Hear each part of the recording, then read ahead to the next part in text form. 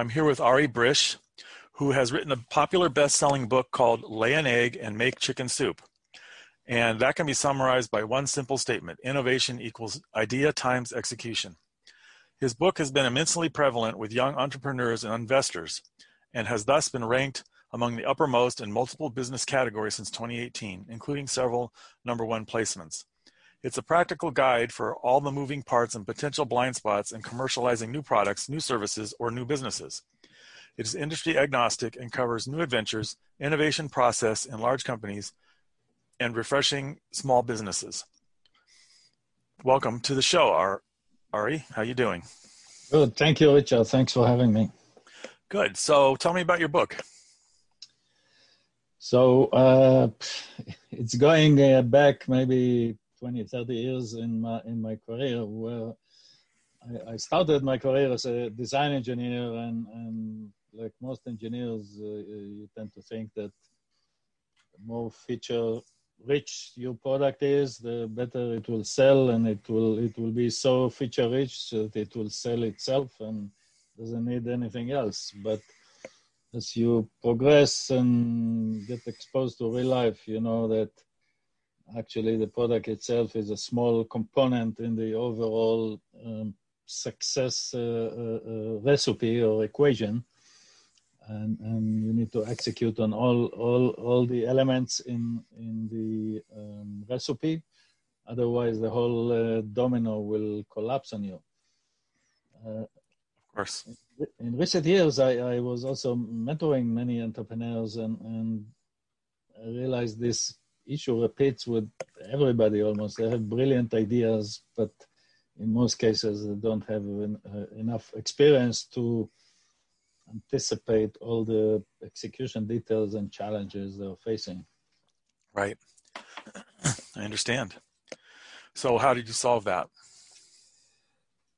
So I started to write notes after every meeting I had with mentees. I started to write notes. You know, he ignored this or that, and some of the notes were important enough to blog on LinkedIn. So I started to blog some of these notes on LinkedIn, and you know, a couple of years later, I found that I have enough material. I found two things. One is that this issue repeats itself with many innovators. They tend to think that a great idea is 80% of what you need to succeed. The other thing I found out that I have, with all the blogs and notes and what have you, I have enough material to put it together into a book. So I started to glue all the notes into something that only months later I realized it's kind of becoming a book. I worked on it for several months before I realized that it's going to be a book. Okay. Yeah, that book, the process of making a book is quite fascinating. Of course, I'm a ghostwriter, so I've been through it many times. How did you find it? Yeah, so many people, when they write a book, they kind of decide that they're going to write a book. In my case, it kind of happened. You know, even my family didn't know I'm going to publish a book until like 2 or 3 months before I pushed the publish button. Because it was kind of a process, and it was very interesting for me because the way the book is structured, I structure it as a checklist in the innovation process. So there is and by the way, people can download the checklist from my website. It has like 20 or 30 different checkpoints or check items that you need to go through and test yourself. If you looked into this or looked into that. In many cases, some of these check items may be irrelevant for your business, but at least you go through the list and you find those top challenging ones that you really need to address and think about more in depth. So I started to structure the book as a checklist, and then each chapter is one of these check items. but it starts a chapter with definition or description of the topic, like maybe 2 or 3 pages of just a brief description of what the topic is, and then 2 or 3 examples, real-life examples of either success stories or lesson learned from mistakes made by other people that relates to this topic. So every chapter is one of these. So you have one about finance, and one about fundraising, and one about logistics, and one about intellectual property, and blah, blah, blah. Very quickly you get to 20 or 30 items like this. And I try to make it industry agnostic. Again, by design, because you can always learn from different verticals or different industries.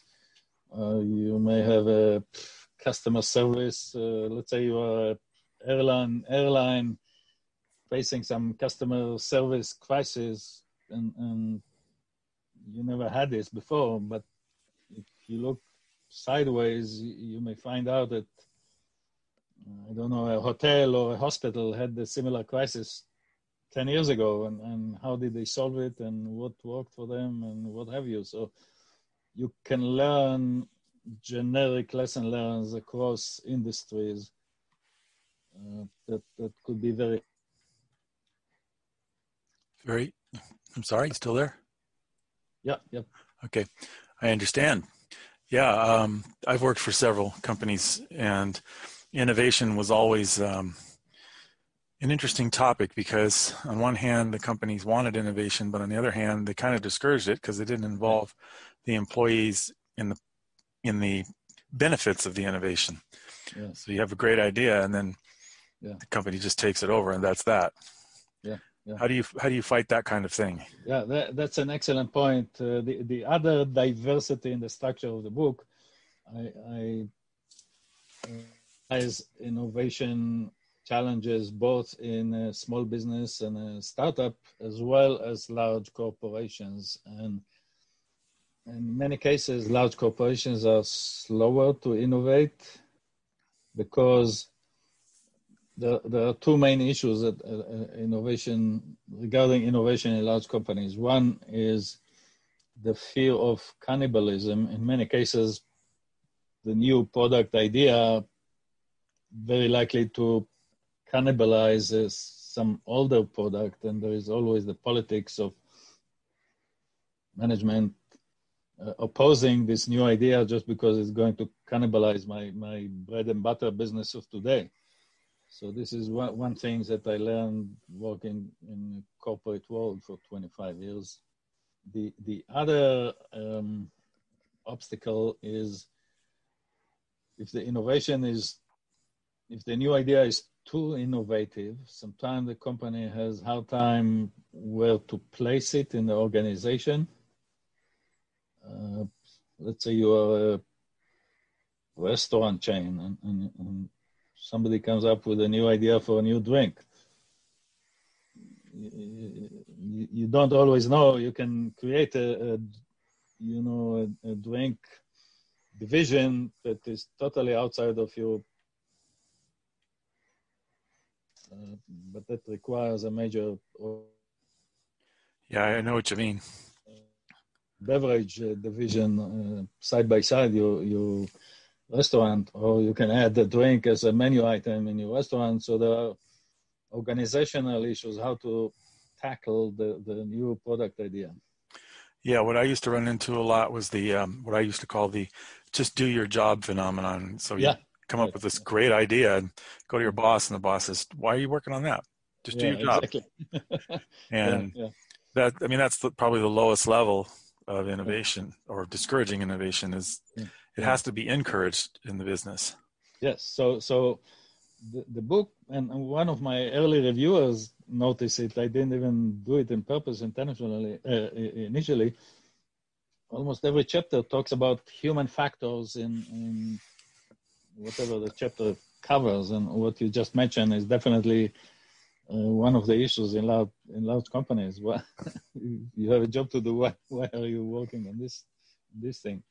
Yeah, that's Yeah, definitely. or we've always done it this way, or this Yeah, way's worked yeah, for us, or exactly. why are you trying to change things, or Yeah, it's not broken. Why fix it? Yeah, it's all that standard yeah, garbage that people spout. yeah, exactly. So one of the early chapters talks about why innovate, and when you look on different large companies that were like, living forever, just most recently, Sears is an example. If you don't innovate, eventually you fall behind and totally collapse. Of course. And the companies that survived for so many years are the ones that did well in innovation. If you take IBM, you look at IBM 100 years ago, you look at IBM today, it's totally different company because they manage the innovation pretty well for themselves, independently of technology, just by the company culture of allowing new business units to emerge every few years that tackle something totally new that is not in the current portfolio. Yep. Yeah. One of the struggles that I had at the company I used to work at was we had a lot of programmers and people who theoretically didn't even really need to be in the office much. Mm-hmm. And I was trying to get people to work remotely because I figured it would eliminate the commute, eliminate stress.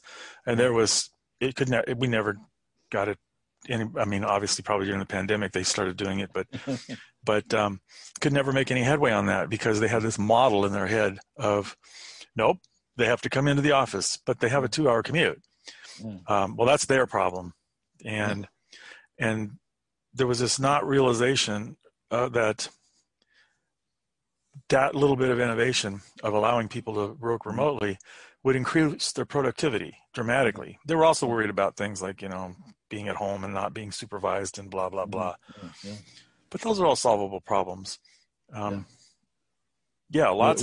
Lots and lots of trouble with innovation because people have fixed mindsets. Yeah, the supervision or lack of supervision is, one of the issues that we had in the past 20, 30 years ago when businesses started to allow remote working from home. When I worked at Motorola, I think Motorola was one of the leaders allowing people to work from home. It started with some young mothers that says, I want to stay with my baby, but I can still work from home. Let me do that. And management at some point allowed that. So, instead of staying at home with the baby for 1 year, they came back to work almost immediately, but they worked from home. The other motivation was satellite or experts that live far away. Instead of investing in their location or whatever, they had some personal reasons to live in, place X, where the company office is place Y. So the company had a dilemma: either let them go or let them work remotely. And in many cases, they let them work remotely, and it proved to work pretty well. Oh, yeah. Yeah, it can work very well. And another problem I ran into a lot was the problem of degrees, MBAs and things like that. I never felt having a degree was very important when finding an employee, except for the obvious exception of like a PhD in math for an AI person or something, for highly specialized technical things. But for regular jobs, trade school would be fine or something like that. But the bosses disagreed. They wanted that bachelor's degree always if there was any choice. So I had to look for DBAs with a bachelor's degree instead of a DBA who was the best for the fit. Innovation-wise, I found that one of the reasons why I was going after people who didn't necessarily have degrees is I found people who have degrees, no offense intended to people who do have degrees, is they tend to be in the fixed mindset from the school. Yes. They have an educational mindset, which is very different from a corporate mindset. Yes. And by mixing in a few people with degrees and a few people without degrees, I managed to get a much bigger and more robust set of skills and ideas than by just having everybody have a college degree, because that forces everybody into a mold. Excellent point. You touched on something even bigger, and today they call it diversity. When you have back in the 1980s, the initiative of diversity started as a social initiative to kind of give everybody a fair chance. But 20, 30 years later, now there are research that shows that diverse teams did, surprisingly, most of the results say diverse teams did 50% to 70% better than homogeneous teams. And there are several studies that show that. And the diversity, here in this country, diversity started as a racial and gender thing. But when you come to the diversity of thinking in a team, like you said, mix different education backgrounds. That's one angle of diversity. Mix people from different countries. Obviously, ethnicity and gender is another element of diversity. Age is another diversity. I had an interview just a few days ago about age diversity. We talked about that for a whole hour. When I became a marketing manager after being many years in engineering, I was new to marketing, so I hired the most experienced marketing people I could find in the company, and some of them were 20 years older than me. On the other hand, I found it very productive to have young interns alongside of the experienced team, because the young interns usually don't have a box that limits their thinking horizon, so they come up with all kinds of crazy ideas that some of these crazy ideas turn out to be good ideas. Of course. So you have a mix of very experienced and very fresh eyes looking at the same problem. I'm working now with a startup company that, let me see, we are in 3 different countries. Speaking about working remotely, we have people in multiple locations in Europe, people in multiple locations in the US, and the ages of the team, and it's a pretty small team, about 10 people.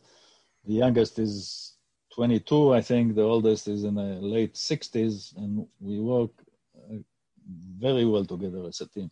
Mm-hmm. Yeah, speaking of diversity, I've always hired diverse teams, because it didn't even occur to me not to. Yeah. I mean, this person comes to me, they've got the skills and the education and the background. That's fine. I mean, who cares about all these other things? And I've also found that having diverse teams is very good for innovation. Yes. An example is, I forget the name of the big company. I think it was Amazon or something. They put out a new AI thing that worked with their HR group to make hiring recommendations. And it was based on 10 years of history. And it turned out, of course, over those 10 years, they'd hired mostly men. So it was very biased towards men. Of course, Amazon pulled that. I think it was Amazon pulled that from use immediately as soon as they figured it out. But if they'd had a couple women on the team, I'll bet you that wouldn't have happened. And there's countless examples of this kind of thing happening in AI. I've written several books on AI for clients, that they're biased. And if you'd had the right diverse staff, you would have caught those biases before they hit the public. Yeah. People tend to gravitate to people like themselves. That's a natural human thing to do. So you need to step out of your comfort zone when you hire new people. And if somebody has 2 people have exactly the same skill, everything being equal, but one from a different country or one of a different gender or whatever the diverse element is, I would take any day the one that is a little different, because they will bring some different way of thinking to the team. Yeah. It's it's very interesting having diverse teams. I know there's a big discussion about it now, and a lot of people see it as a threat, or a lot of people see it as other things.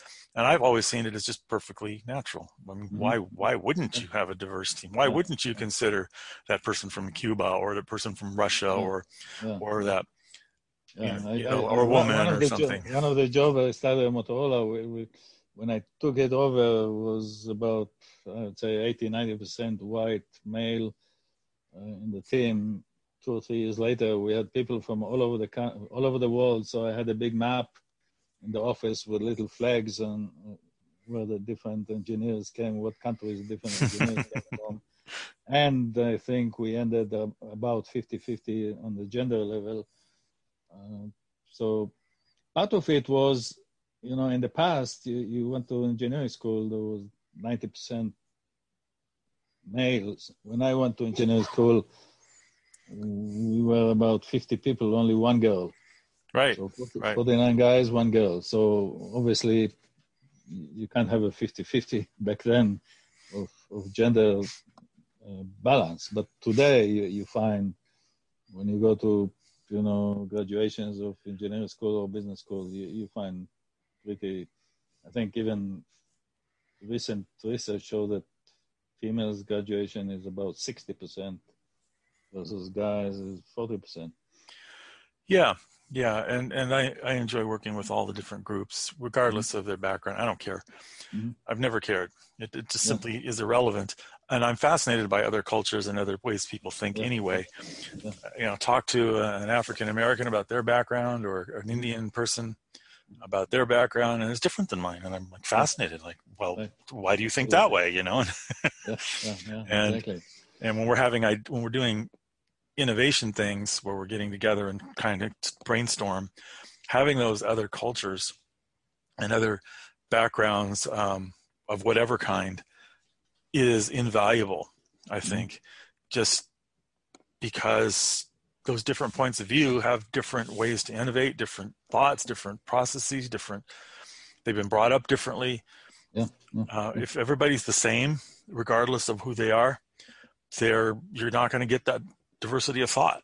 Yeah, exactly. We had another case, really kind of funny almost, with 2 executives in Motorola never agreed on anything. I mean, and they were from 2 countries. One was French and the other one was Brazilians, I think, or something.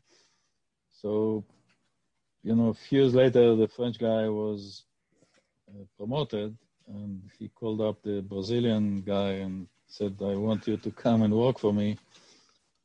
And the guy asked him, how come we never agree on anything? And he said, that's exactly why I want you to come and work for me. So we debate issues, and I'm not looking for yes people. I'm looking for people that will tell me where am I wrong. And they work pretty good together as a team. Exactly.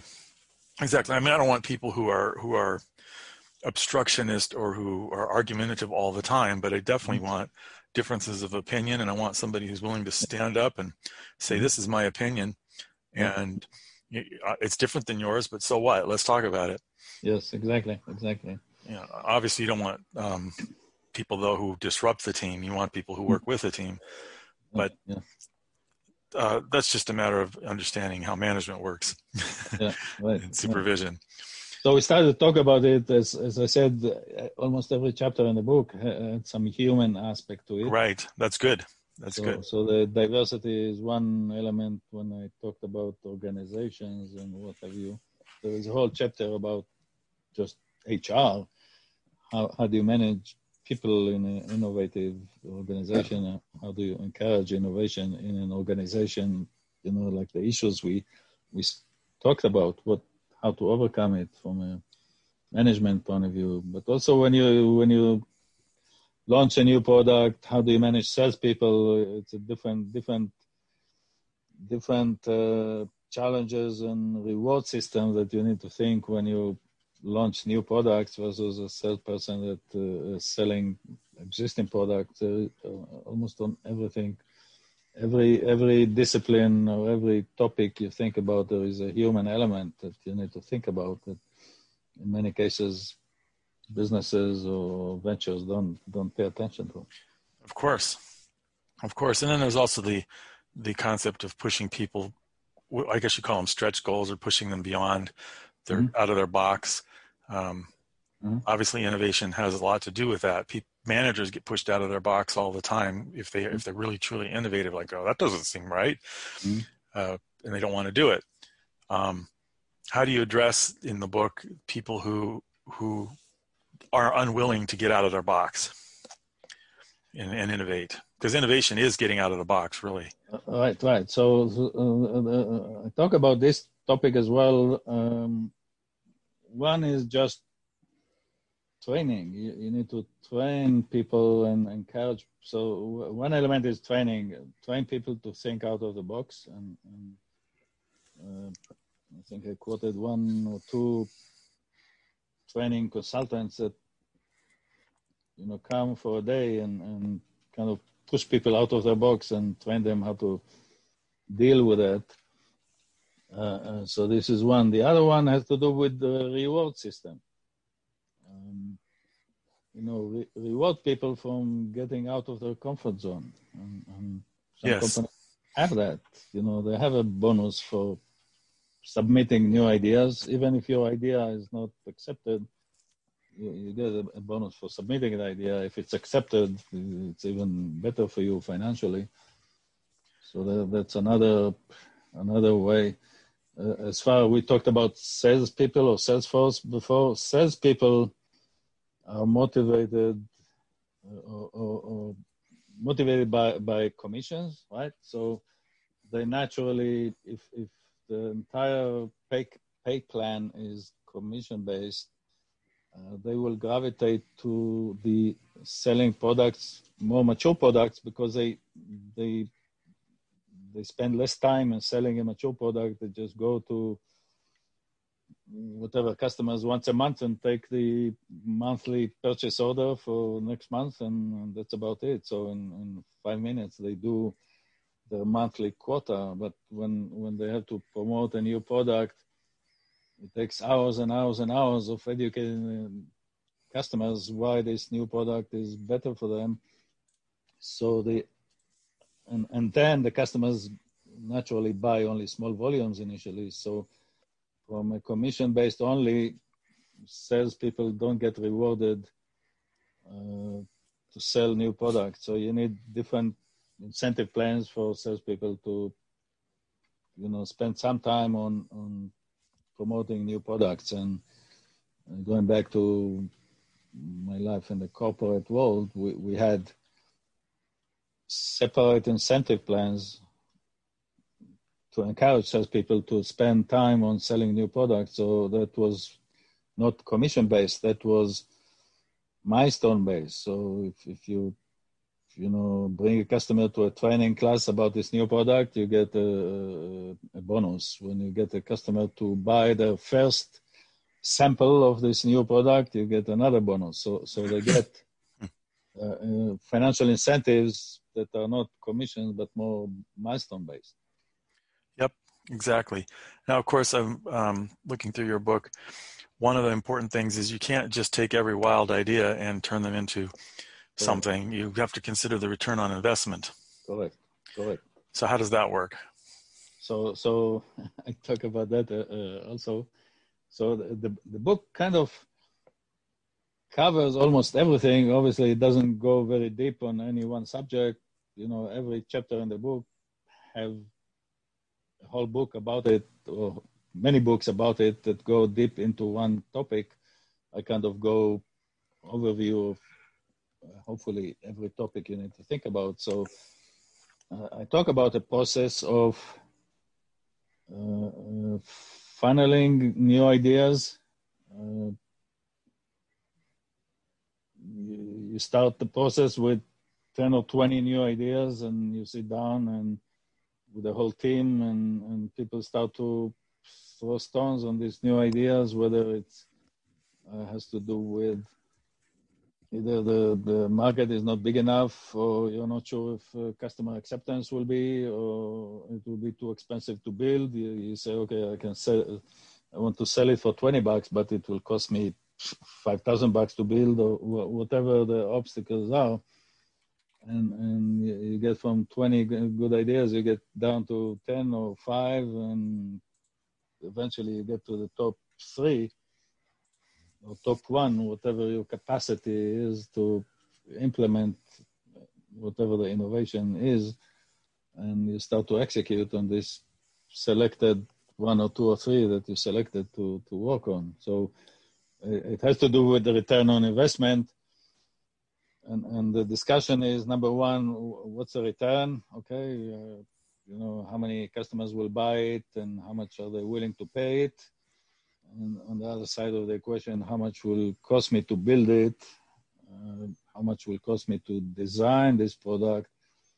And in many cases, the originator of the idea sometimes doesn't know all the hidden cost of implementing it. So that's part of the process of, analyzing all the costs that you require for the investment, and then do all the market research for the revenue or the return on the investment. That brings another point, by the way, that I have a chapter about it as well, and that's a learning curve. Every time you start with a new idea or a new process or a new product or a new service, it costs you more than 6 months into it or 2 years into it. So you need to take into account the learning curve, the fact that it costs more, and that's part of the investment. Let's say it's a $10 product, but the first, I don't know how many 1,000 products you build will cost you $200 to build. This loss needs to be taken into account as an investment in the new product. If you know for sure that you get the cost down to $5, and now when you sell it for 10 or 15, you're making good profit, but it will take you, few thousands of this to get to that point. So that's something sometimes people ignore, is the higher cost of the early prototypes, or even beyond prototypes. Early production normally has higher cost than you anticipate, or even higher than even if you anticipate higher cost, normally it's higher than what you anticipated. Of course. And then you've got other barriers such as resource availability, scalability. Right. Customers don't want to change, and so forth. Yeah, exactly. So there is the customer, in some industries, the customers are happy to adopt any new ideas. In some industries, and I worked in multiple industries. So in a high-tech industry, when you come with a new gadget, people will be very happy to test it the next day when you give them a sample. In some other industries like medical or energy, the cost of failure is so enormous that the customers are very risk adverse, and just to get them to check a sample could be a very long sales cycle. Just to check a sample in high tech is days. In energy and medical, it could be years. Mm-hmm. Yep. Exactly. Scalability is important, and of course, also probably the difficulty of the idea. How difficult is it to implement? How much resources will it take? Yeah. And then, do you even have the resources to even look at it, depending on where you're at? Yeah. And some, as we said, different industries have different cultures. So sometimes if the idea is too out of the box, in some industries it will work against you. Again, in high tech, if you come with an out of the box, something very innovative out of the box, people will love it. When you do it in utilities, it will scare people from even try that, because if you connect a new gadget to the electrical grid of a big city and something goes wrong, and the whole city will shut down because a bug in your new gadget, took down the entire electrical grid of Chicago. That's why, it takes a long time to launch a new product in energy or utility. Oh, of course. Of course. Yeah. There's the matter of fitting into the existing standards. Mm-hmm. Like standards can take a long time to develop. Right. That's another thing. Yeah. We had, so going back to another real project I was working on, that was in the air condition business, and took us 2 years to, it wasn't even a new standard, it was interpretation of the existing standard, to convince the standard committee that our interpretation was acceptable and in compliance with the existing standard. So that also a delay in the commercialization of the new product. So you have to look at the entire ecosystem. So I have another chapter about ecosystem. To look at the entire ecosystem, and it could be many elements in the ecosystem, entities or stakeholders, whether it's a city government or standard bodies, or obviously customers, suppliers, sales channels, customer support, blah, blah, blah. There is so many elements you need to think about. And in some industries, there is probably 10, 15 ecosystem stakeholders that you need to satisfy before you can start selling the product. Of course. Of course. So yes, innovation is super important for businesses and individuals, I think. Yeah. Because in this day of the pandemic, for individuals, people becoming unemployed or whatever, they need to innovate their own lives, and not just sit there collecting their unemployment check or whatever, or going to their savings. They should be out trying to figure out what to do and how to change. Yeah. So innovation doesn't just apply to businesses. I think it also applies to individuals. Yeah, absolutely. I heard once a presentation by a psychologist. His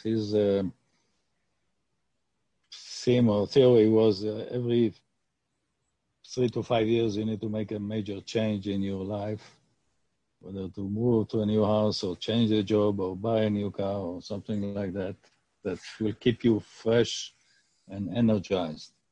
Yeah, because otherwise especially now, if you're stuck in I need to work for a 9 to 5, but there are no 9 to 5s, well, you need to do something else. Yeah, exactly. And many businesses bounce back immediately, or not even bounce back, were adapted or pivoted. Pivoted for the new situations. We have a vodka distillery here in Austin, Texas, that like weeks into the pandemic, change a production line to do hand sanitizers from the same, basically, vodka recipe. So you get to, wash your hands with vodka. How about that?